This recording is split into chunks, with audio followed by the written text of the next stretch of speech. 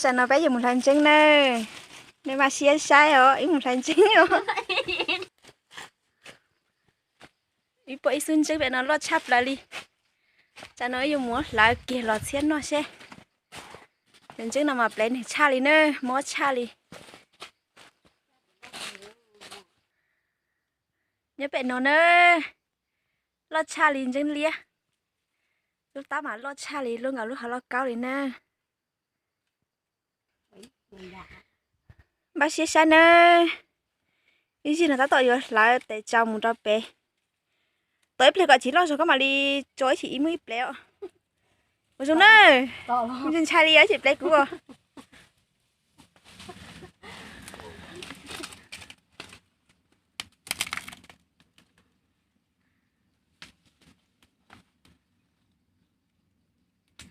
Ôi sao hai lưỡi cũng chai chai liền. Giá liếp vô xí. Cô chỉ cả cũng chai liền cũng đây. Ít xe đi ta à. Trời, cũng lại có một đây. Có một đây xí cũng chai liền. Mình chai chắc cô hồ. Bộ giá tôi. Bộ giá, ta thì bạc nhau. Cả rồi. Nó chai liền nè, đây thì nó sẽ bù đi chà.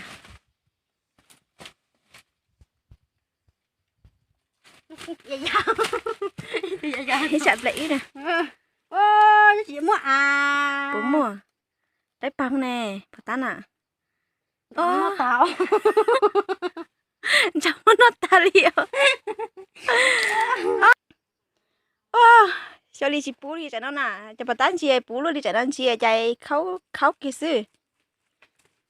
Tí hình thấy cha lì đau ta liệu.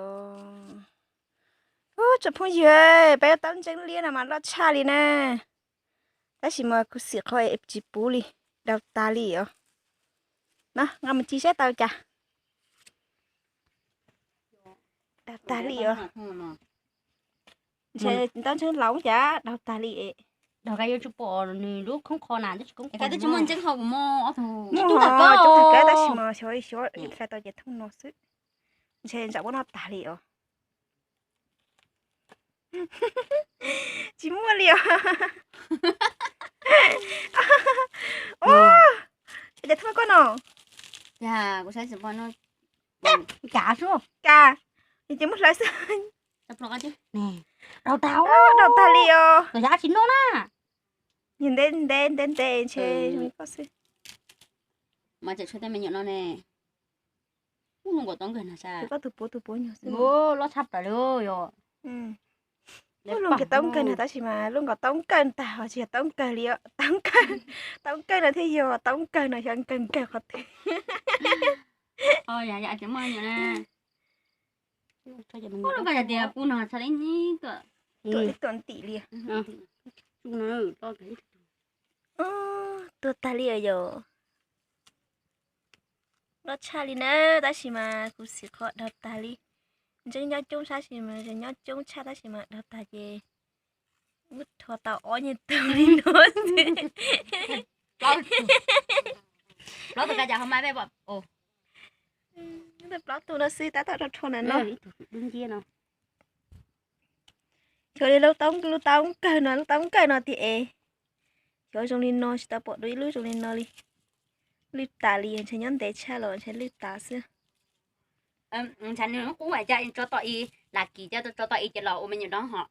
Báo lý sẽ cho lần túng kênh gì là nhớ sợ lúc nào chỉ để tức kia lại này chỉ là chỉ là nhớ khó chơi mà xin ta. Nè tên nhìn nó tức đầu là chị lấy lúc nhiều chị tuổi. Xin mua để chị tao nói đi à. Kỹ lúc rồi một lấy rồi nhà xưa. Giờ nó chơi cái lá bắt chơi xưa. Tại lúc rồi một lấy ra phua bẹt trong lọ cho nó hà lúc ta lại chơi ít chơi đi muốn lấy kiểu uống máu chóng kia nó xứ chú cũng nhớ đi nó nãy chú cũng nhớ đi vô chả nếu mà chỉ ít thôi rồi xưa